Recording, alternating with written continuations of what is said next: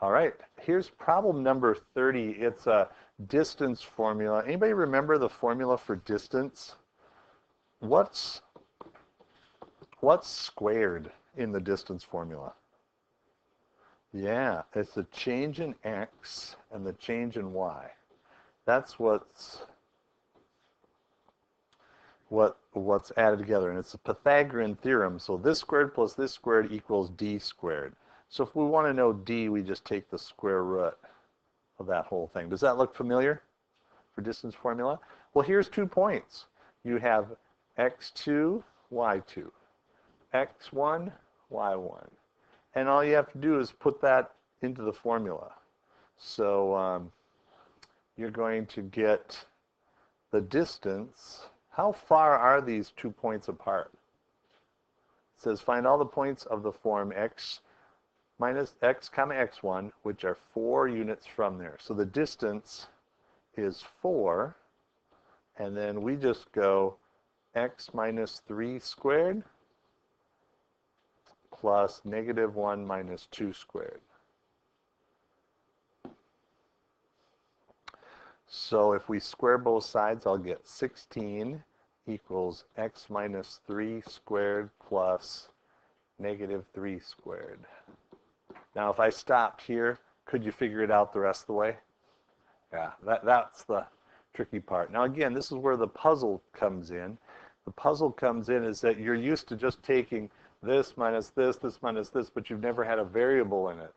So the variable makes it seem a little different, but it's really the same stuff you've always done with distance formula. Let's finish it off. I'm going to have 16 equal to x squared minus 6x plus 9 plus 9, right? Because negative 3 squared is 9. X minus 3, do I need to multiply those out, or are you good? Are you good with that?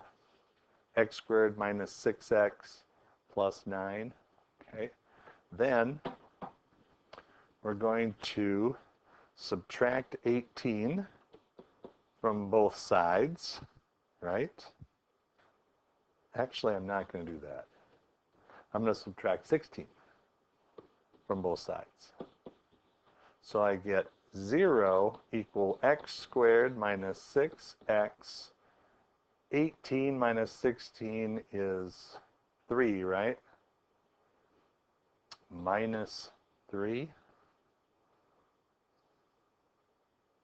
that work? Okay. And then, did anybody get this far? No? Oh, how about 2? Thank you. Yeah, so, uh-oh. That doesn't factor, does it? So we can't do it. So we give up and we go home, right? No, that's more of a Wyzetta thing. We don't do that here. What we would do is, anybody have any strategies for figuring out what x is? Turn to your neighbor, see if you can come up with a strategy. Go. 10 seconds.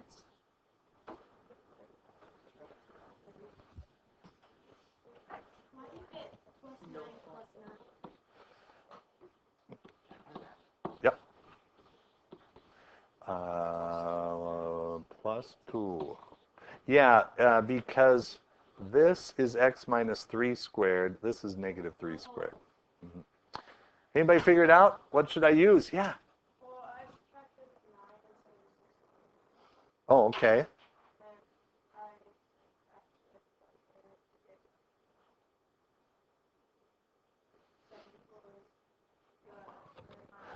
Oh.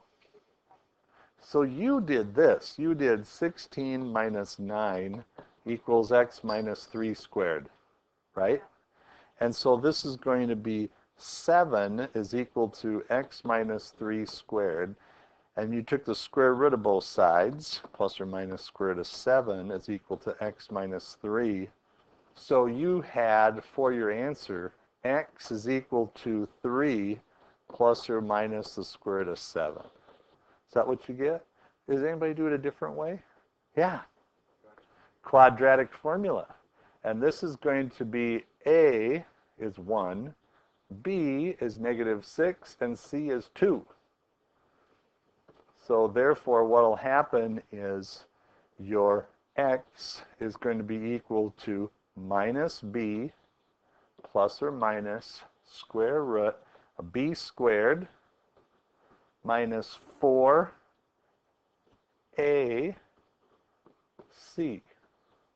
all over 2a. So that's just going to be 6 plus or minus, what's 36 minus 8? 28. Are these the same? Actually, they are. So this is 6 plus or minus the square root of 7 times the square root of 4 all over 2. And 6 plus or minus 2 times the square root of 7, because that's the square root of 4, over 2. Each of these is over 2.